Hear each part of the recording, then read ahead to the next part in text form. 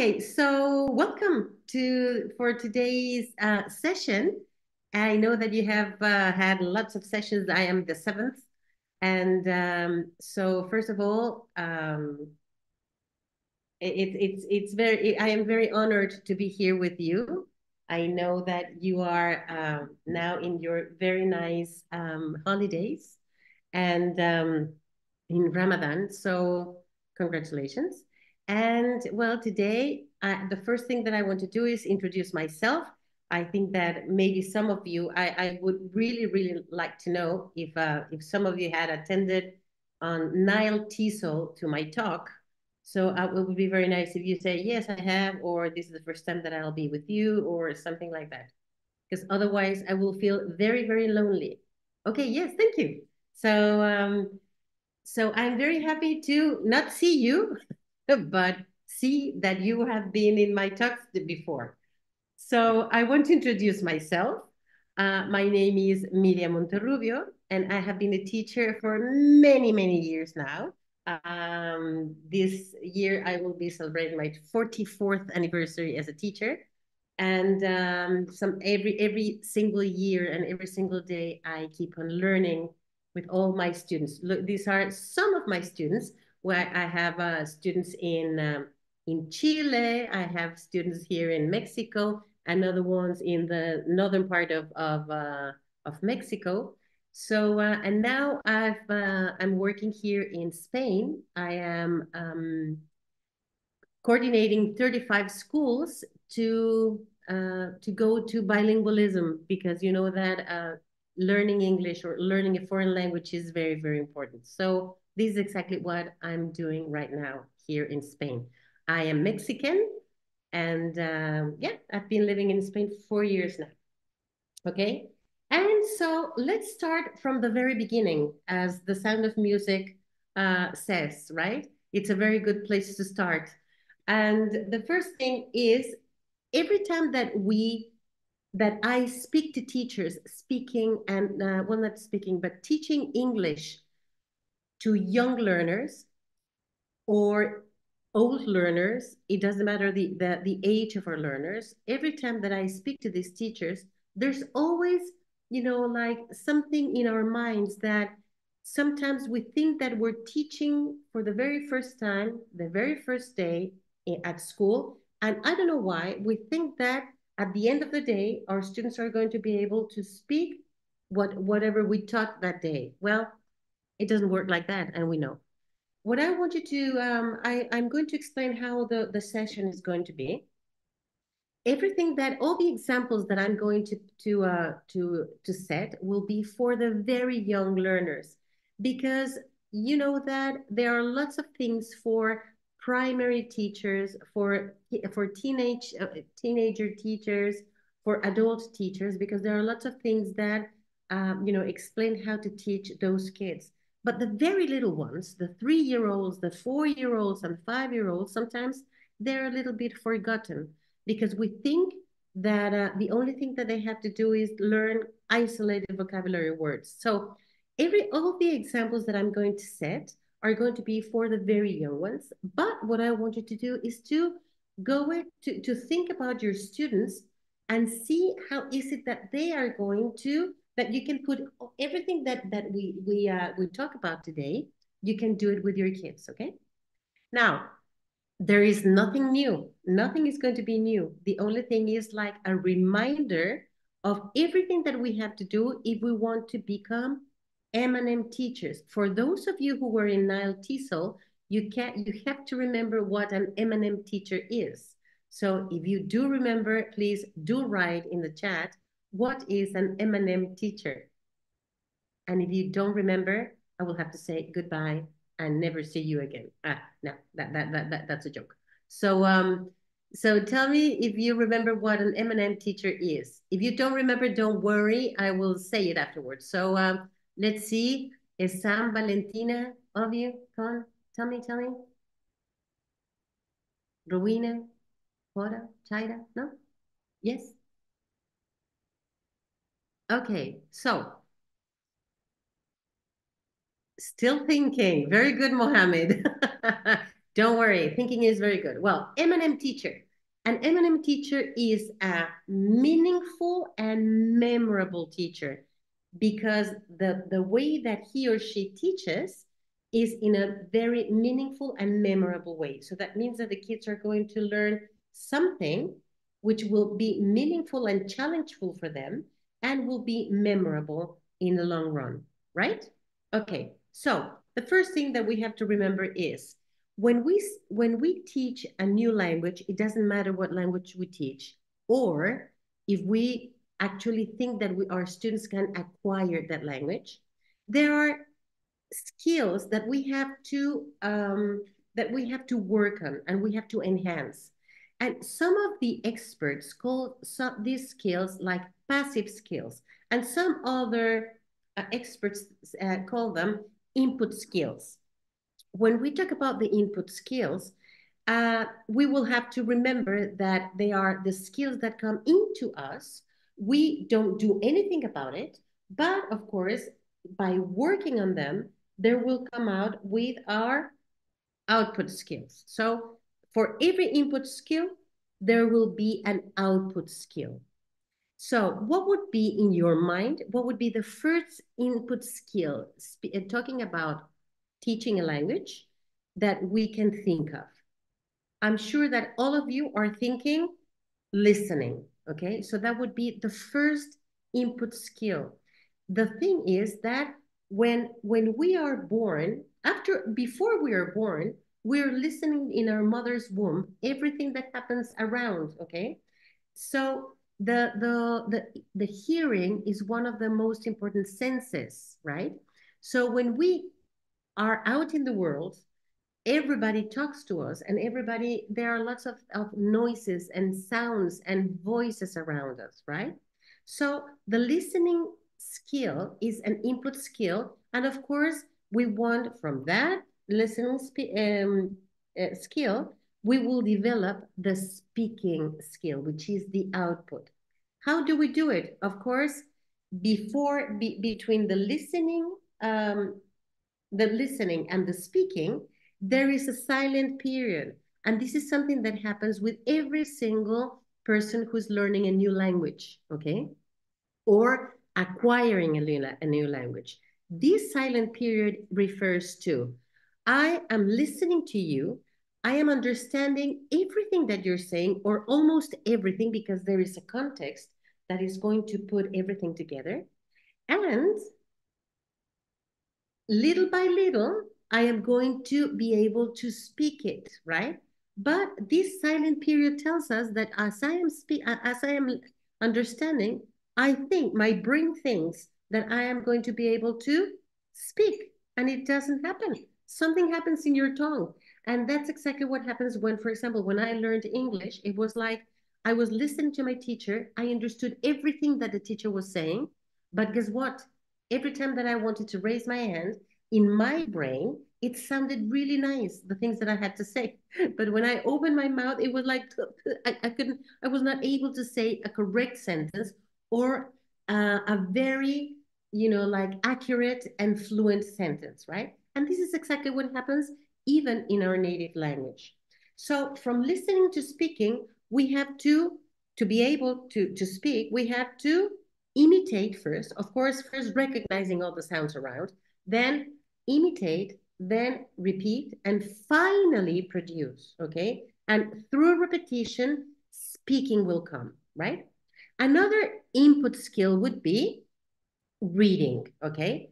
And from that reading, when we start reading stories to, reading stories to our, for example, our babies, our own family, we start reading stories at night, or when we tell stories to our students, they're actually listening to something that they're one day they're going to be, like looking at. And of course, from that reading, which is input skill, will come, of course, everybody was shouting, I know, writing, okay? And when we want to really reinforce the output skill of writing, we know that the first thing that our students do is they have to draw. Then after drawing, they will trace. And after tracing, they will they will copy. And after copying, they're going to write. Now, for you, it's totally different because your language is written from right to left. And in English, it's from left to right.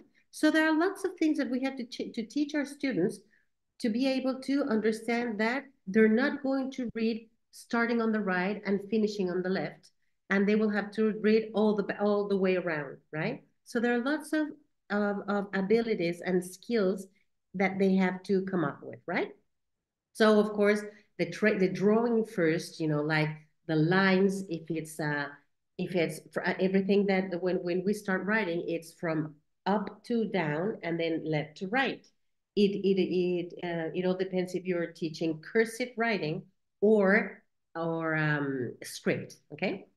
And of course, when we do this, we think that from the input skill of listening, our kids are going to be able to speak one day. We don't know what day, but one day they will be able to speak. For example, here in Spain, English lessons are given during the week, 2 hours and a half. And we have 176 days of coming to school, right? So that means that our students are exposed to the language for 92 hours a school year from September to June. So something that we have to bear in mind is that there are lots of things that the kids will have to listen to repeat until finally they will be able to come up with controlled production. But this controlled production has to come again with repetition, repetition, repetition. And from that controlled production, with the context that we create in the class, of course, our students are going to have spontaneous production, okay? This spontaneous production, sometimes we think that has to be very long sentences or excellent paragraphs, right? Well, no. When we talk about spontaneous production, it's, for example, uh, and I will have to make the example in Spanish, right? For example, if the kid comes with a red apple for lunch, the kid will say, "Mira, traje una apple red." Okay, they're not saying red apple because in Spanish we have the adjective after the noun, and in English is the adjective goes before the noun. So the kids spontaneously, as they know red and they know apple, they're going to put it together, like thinking about their own language. They'll say, apple red, right? That would be spontaneous production. Now, is it correct? No. But little by little, the kids will do it, okay? And it's exactly what happens when we ask our students to tell us, for example, what did you do this last weekend? And the kids are not able to say anything, but they're actually, like looking at us and saying isolated words or verbs to depict what they did, right? So we have to remember these two terms that Stephen Krashen is always talking about. It's language acquisition versus language learning. What happens when you acquire your language? Okay, so the language one, which is the native language, in my case is Spanish, and my second language was actually first it was French, and the third one was English. But as I haven't practiced my French, I forgot totally my French. Now English is my second language, right? So what happens in your language when you are acquiring your language? What is the motivation that you have? Well, in a real life, it's survival and it's instrumental. That means that you are not going to say the things correctly, and everybody is going to understand. Well, your family is going to understand perfectly, right? And in language learning, which happens in school, your motivation would be that the environment will be for learning a new language. Okay. Now, what would be another thing? What happens with listening skills? When you are at home, the listening skills are always developed because everybody is going to talk to you, right? And what happens in school? In school, it's limited because it's very limited time to use the four skills. Okay, and for the very young, the two skills which are very, very important are speaking and listening. And something that, please don't hate me for this, because I went to Jordan last March, in the 1st of March, and I went to Jordan, and it was really nice because I was able to go and visit one school, and I gave a class to little kids, 5-year-olds, and it was really, really nice.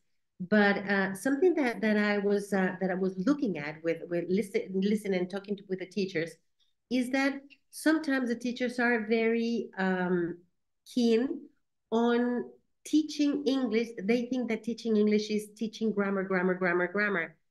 And it's not like that. If you're teaching grammar, then your kids will talk about the language, but they will never talk in that language. Okay. So, and when you are acquiring your language, of course, there are no learning preferences are considered, right? So because I mean, one day you're going to a park, one day you're going to the supermarket, you're at home, you have visitors, you go to grandmas, to grandpas. So there's no learning, like syllabus, right? And what happens in at school? You have a syllabus, you have a book, or you have like a program that you have to fulfill so that your kids are able to produce the language correctly, right? So, and at home, you're not going to prepare a lesson plan for grandmother saying, well, your granddaughter is going to learn today parts of the kitchen, like tools in the kitchen. So please don't talk about anything else but just the tools in the kitchen. I mean, it doesn't happen. So the in at home we can actually speak in every single grammar function. And in language learning, of course, what we do is we have to teach grammar functions from the easiest to the most difficult, right? According to the syllabus. And of course, at home, it's by trial and error. It doesn't matter. And of course, everybody is going to listen to you. Everybody is going to correct you in a very nice way. Your aunts, your uncles, your daddy, your mommy, everybody's correcting you because you sound really nice speaking in your language, right?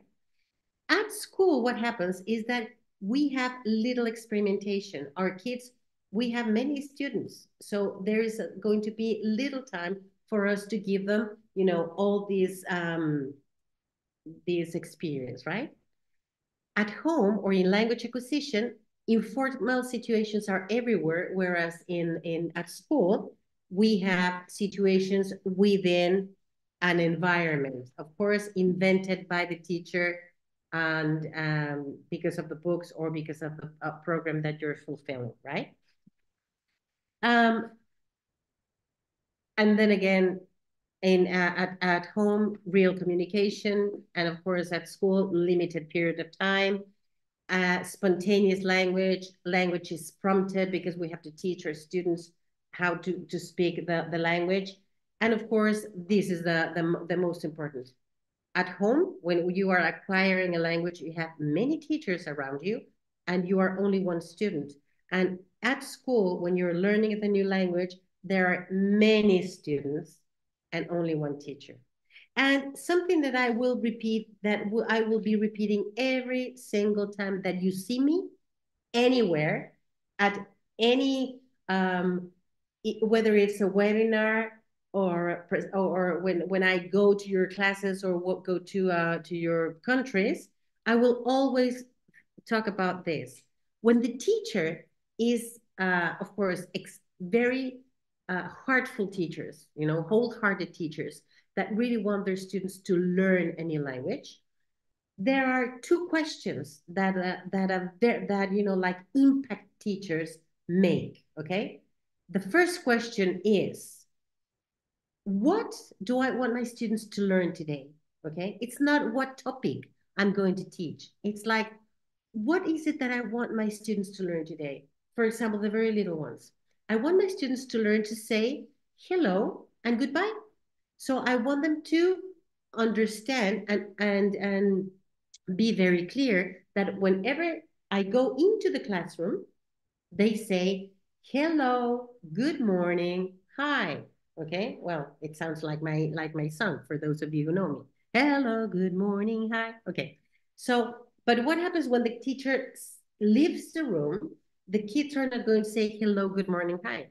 The kids will have to say goodbye. So, in my head, it's like very, very short, um, a very tiny thing that I want my students to learn, but very powerful because I know that tomorrow when I come into the classroom, the kids will say, good morning, teacher. And when I go out, they will say, goodbye, teacher. Okay. So that's the first question. Once you have that first question, there are lots of questions in between. It's like, okay, now that I know what I want my students to learn, then I will actually plan how I'm going to do it, right? But the second question, which is very, very important, is now that my students learned this, the second question, which in my case, in my personal opinion, is the most important, is what do I want my students to produce? Do I want my students to produce, hi, teacher, hi, Miss Miriam, hi, Mrs. Monterrubio, hi, what is it that I want them to say? So this question is one of the most important. Very simple, but very difficult to understand, right? So, for example, in preschool, before they go to primary, we have lots of things. There are in every single countries in every single country in the world.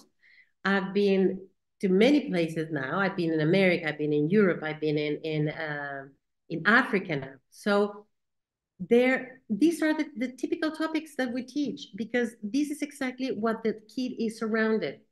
The first is like me and everything that goes around. So the first thing is school. So what is it that I have to say when I see the table? Or what is it that I have to say? Can I have a pencil? So my school, my clothes, my toys, food, my family. As you can see here, it's my family, my body, my colors, animals.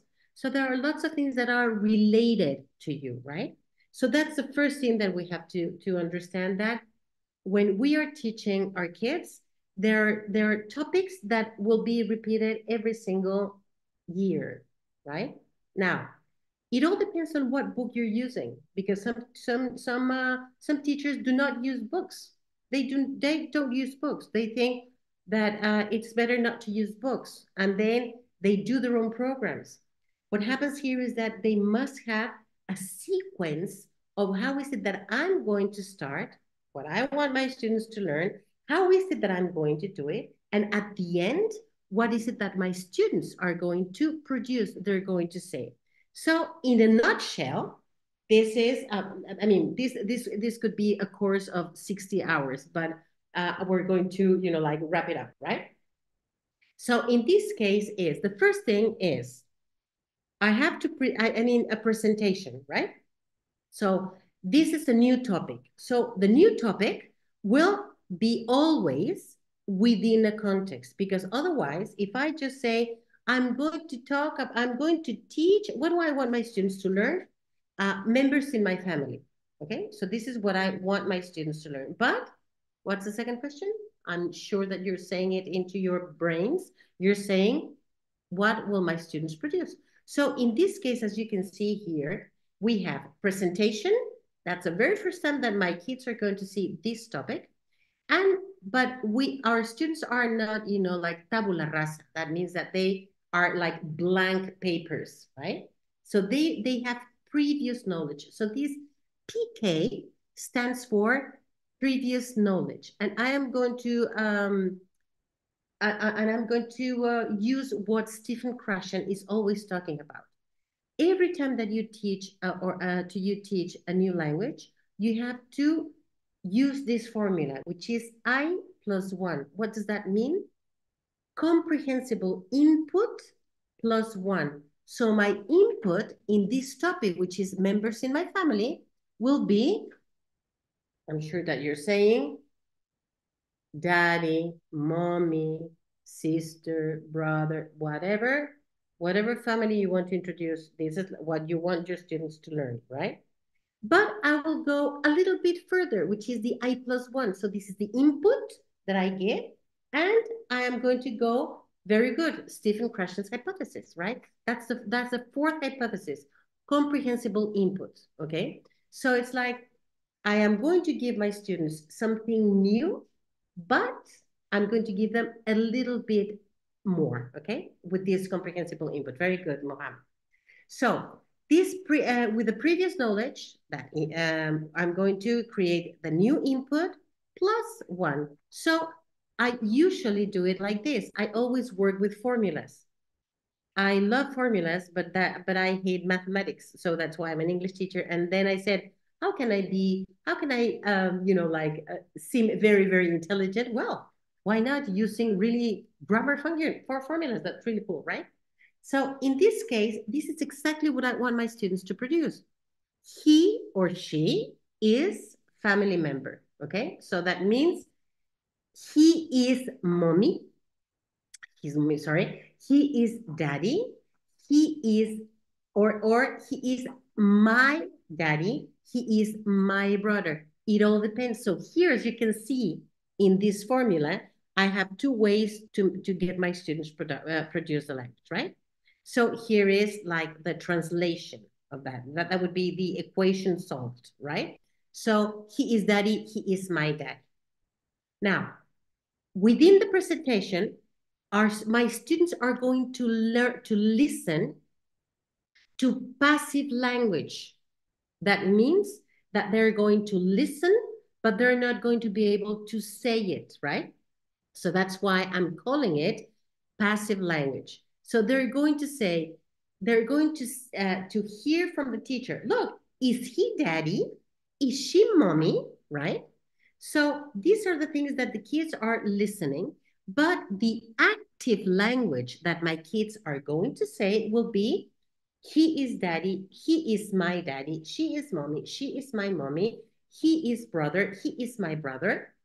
Okay, and they're by passively listening to, is he daddy or is she your mommy, they are going to actively say, yes he is, no he isn't, yes she is, no she isn't. So imagine, this is, I mean, it doesn't matter how old you are. If you are in a very beginner's level, you have to teach exactly the same vocabulary words. They have to know the members of the family. They must know the colors. They must know numbers.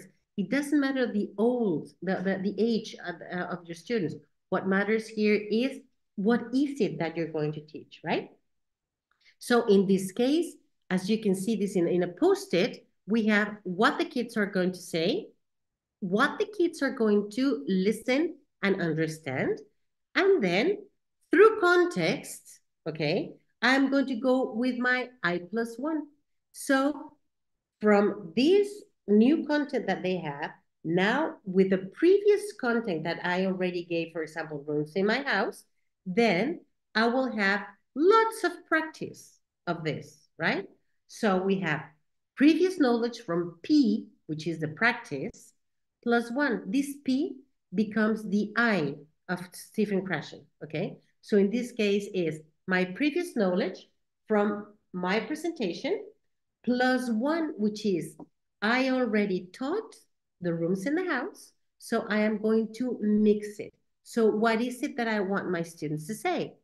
The family member is in plus room in the house, and then the translation or the equation solved would be, mommy is in the living room, sister is in the bath. Okay. What would be the passive language? Where is mommy? Is mommy in the living room?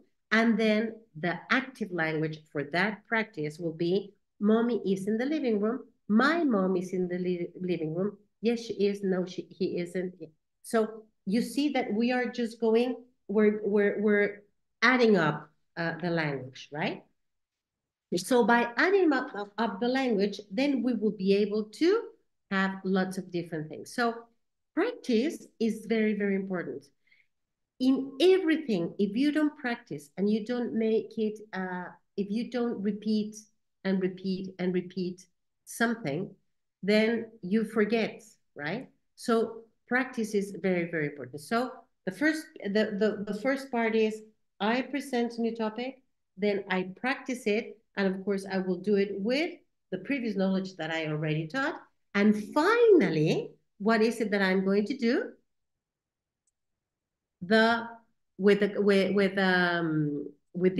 same concept, which is the family is in the house, something that is really, really nice and we're always longing to do, which is production.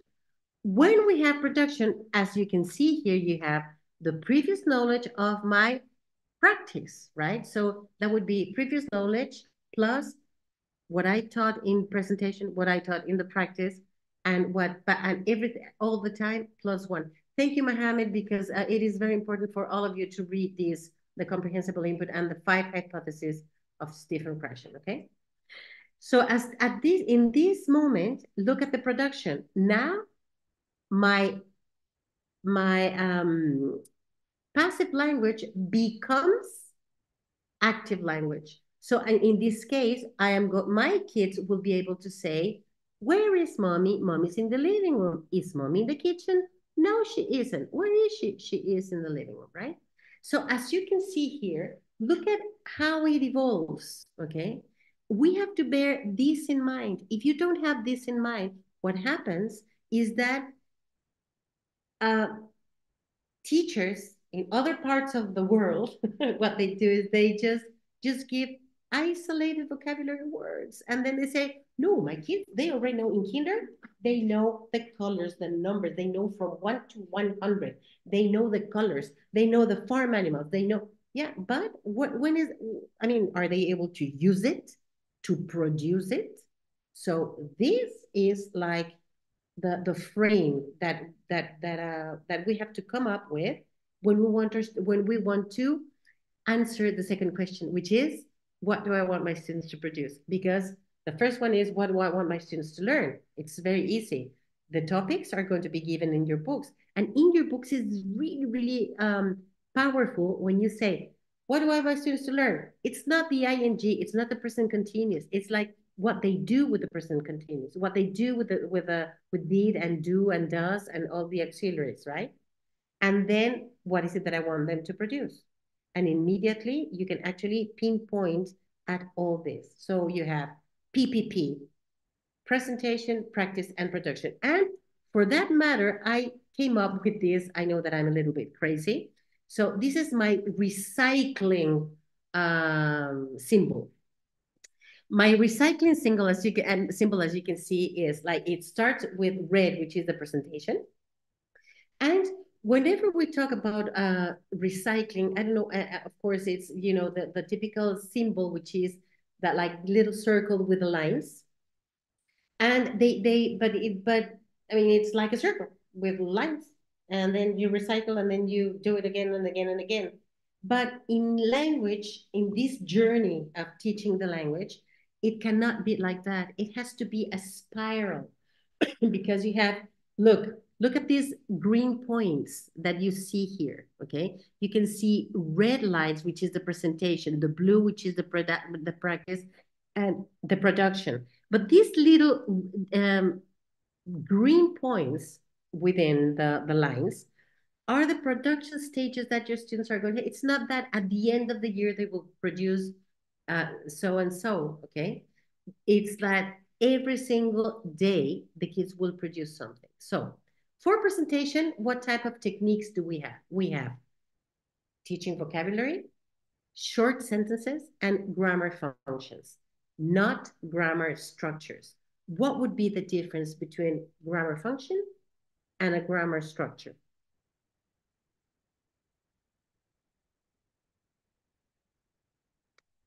It's not a very easy, well, actually, it's an easy answer.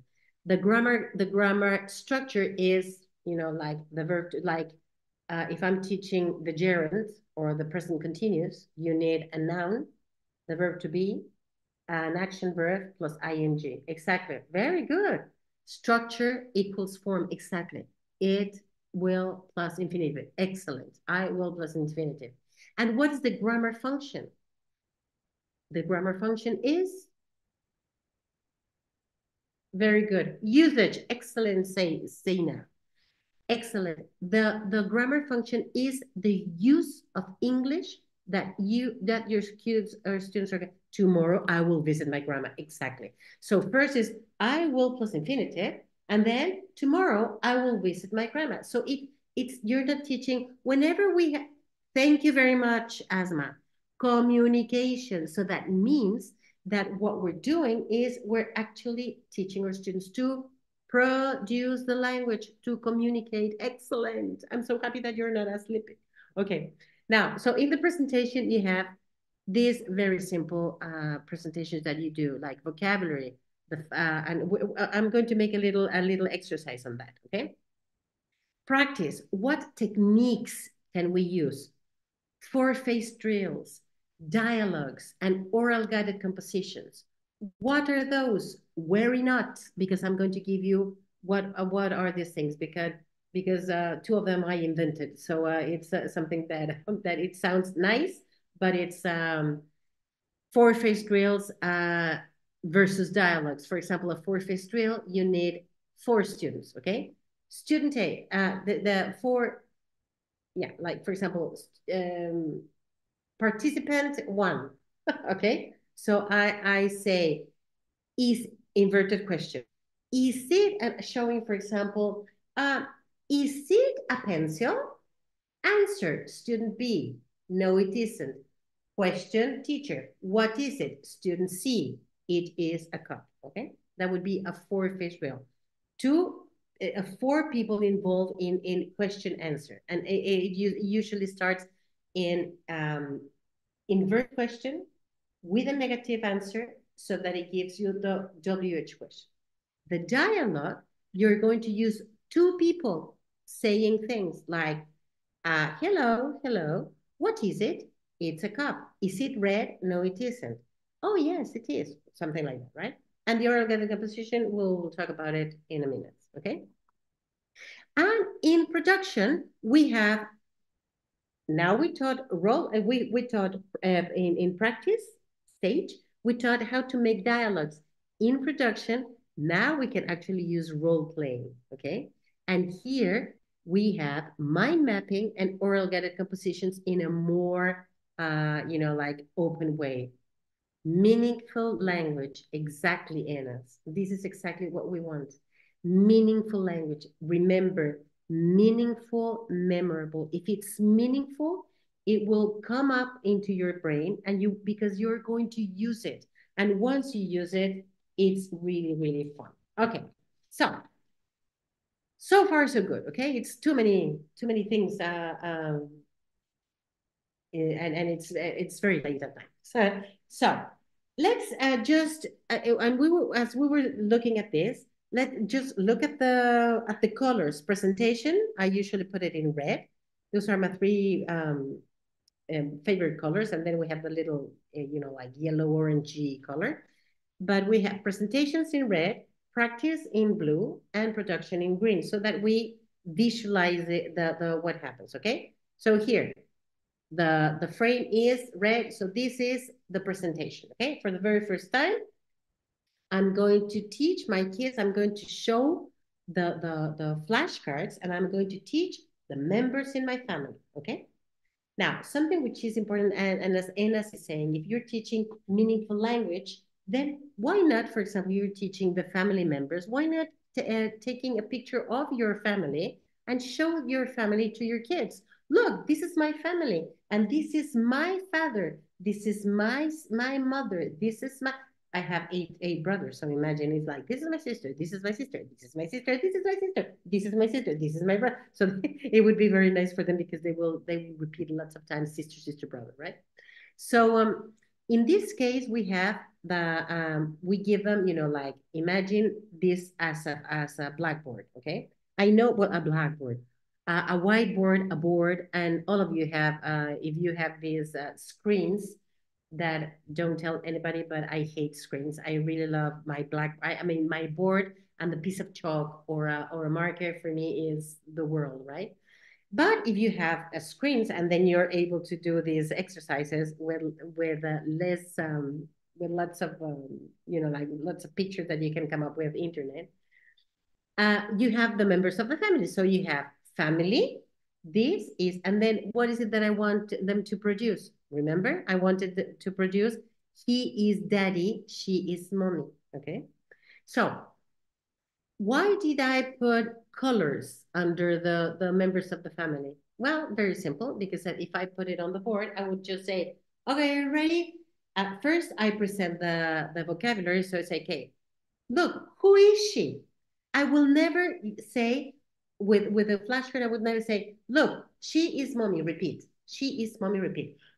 What I want my students to do, and I want really to know whether my students know the word in English, because they might know it. So say, okay, who is she? Who do you think she is? This is I plus one. They don't know who do you think she is? No, she is, and you're pointing at a picture of a lady. They would say, senora, or, sorry, a lady, a mother. Oh, very good. So she is mommy. And then, of course, you make your students repeat, repeat, repeat. Repetition is very important. And that's why this is really cool. Because if I give you the colors, I would say, okay, are you ready? So orange, who is he? So they will have to say, he is brother. Very good. Yellow, who is she? She is a sister. Blue, who is he? He is father, right? Another very nice activity is when you bring, for presentation, you bring a ball into the class.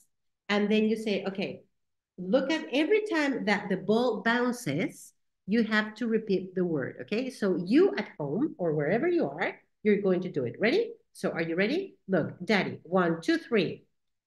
Mommy, mommy, mommy, mommy, mommy, mommy. Ah, okay. So how many times did they repeat mommy?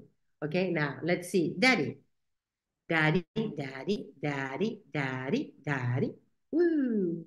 And maybe they can say, he is daddy or daddy, dad. It all depends on what you want your students to produce. Now, what about this one? Ready?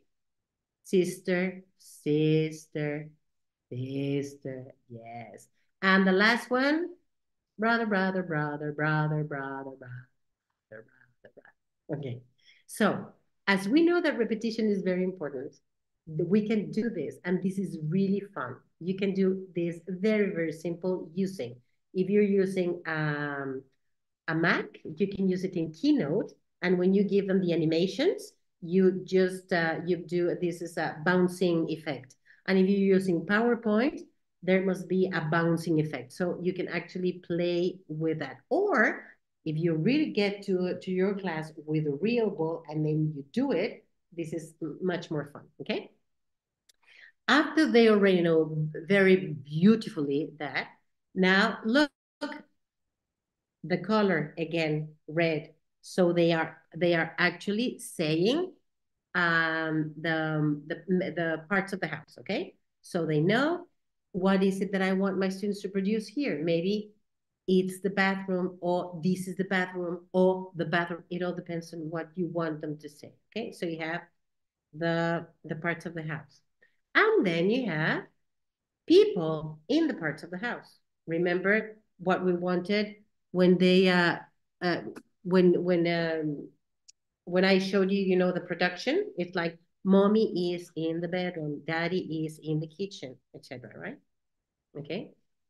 And then practice. Now we have to practice. So imagine this is the dialogue that we are talking about, okay? So this is the sister and the brother, and maybe you can give them the name. In this case, she is Mia and he is Jerry, okay? So Mia says, where is mommy? And Jerry says, mommy is in the garden. For those of you who already know me, you know that I invented these symbols, which are called talkies. And with the talkies, what we're giving our students is, like a very simple and memorable way to remember different parts of of language. Okay, so in this case, look at the question, where is mommy? Mommy is in the garden. Now there is another way to present the language, the dialogue, which would be like this, just like this. Where is mommy? And then mommy is in the bathroom, in the garden. Okay. So, but it has to be very visual. If we just actually give this type of exercises to our kids, the kids will, after actually learning and practicing the dialogue, then they will be able to role play. And then, and only then, will they be able to produce the language on their own. And then afterwards, then you can play with what we did in Nile Teasel with a mind map, okay? And this is very simple. The only thing that the things that kids have to do is choose one single object of each cloud, and they will have a perfect sentence. So in this case, it says, this is my family. And then I choose, mommy is in the living room. And then I put mommy into the living room, okay?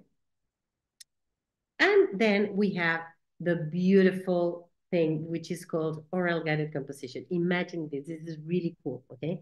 I would really love to be here with you presently so that we can actually do it.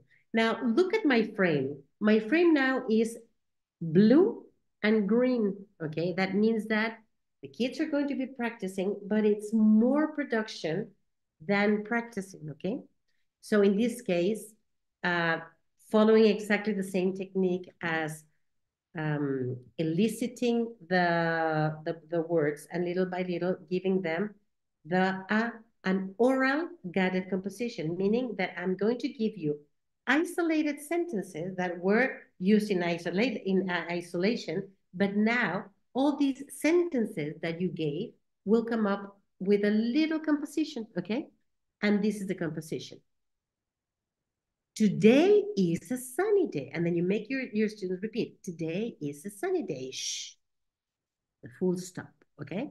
So imagine in your class saying, with only one son, listen, today is a sunny day. Shh, everybody repeat, today is a sunny day. Shh, and one more time. So as many times that you can actually pinpoint your students, okay? Look, who can tell me? Your kids are going to say, the family is at home. It's not a house, it's a home because there's a heart there, right? So, the family is at home. Everybody repeat, the family is at home. Shh.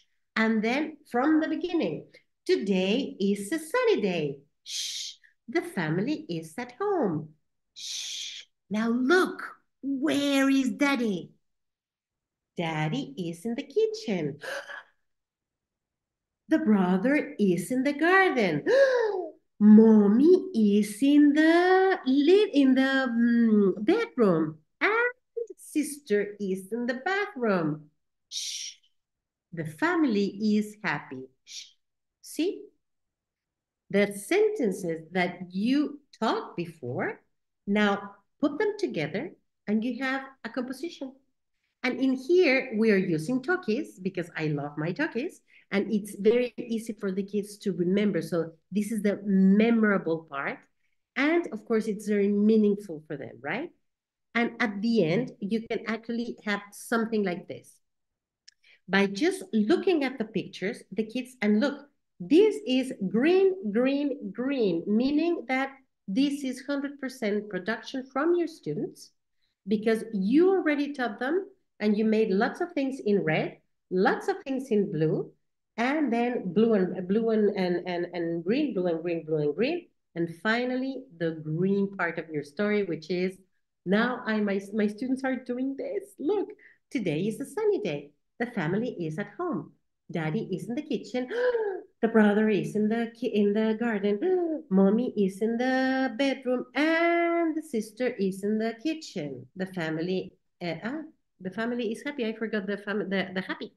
Okay, the family is happy. And when I did this with students, exactly this is orally not written. Perfect. So this is called oral guided composition because it has to to give them this output skill for the oral part. And then when they do it perfectly, think about the kids who are in maybe in third grade. Then the kids will be able to put it into words. Okay, today is a sunny day. The family is at home. Spoken language, exactly. So this, when you do this orally, the kids are going to remember. So maybe you can change the characters, and then you can actually, like change them, and then the kids will be able to now say, mommy is in the garden and daddy is in the bedroom and the brother is in the kitchen. So the kids will actually say different sentences. Okay. So finally, the kids will be able to come up with a spoken language. Okay. As you could see, there is like a bridge from presentation to production, from what do I want my students to learn to what do I want my students to produce. Okay. So as you can see, as language teachers, we are explorers, sailing through the vast ocean of knowledge, guiding our students to discover the hidden treasures of communication. Okay?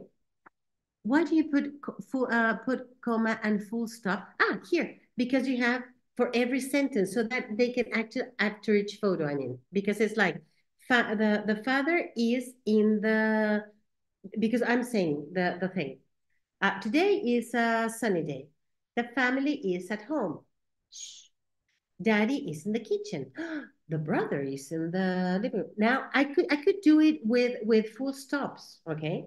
But I want my students to know about the commas, and then little by little I can play with the commas and the full stops, okay? That's why I'm putting the comma, because this is like I want my students to just visualize punctuation marks when they start. When one day when they start reading, they will pinpoint the commas, which is, like a pause, and a full stop, which is silence. Okay. So, as I was telling you, as language teachers, we are the explorers. Okay. So we want our students to understand everything that, and we want them to discover the treasures of a new language of communicating. Okay. So this is all for today. And I really hope that you liked it and that you're going to use it. Something that I forgot to put here is that if you want all this material, there are two options. The first option is I can send this to Mohammed, and then I can give all the like the PDF of the talk today, and the material, so that you can download it and print it and use it with your kids. And for those of you who would like to write to me, it's my email is very easy. Well, it's not very easy for you because it's a long name, but it's like Myriam Monterrubio altogether at gmail.com.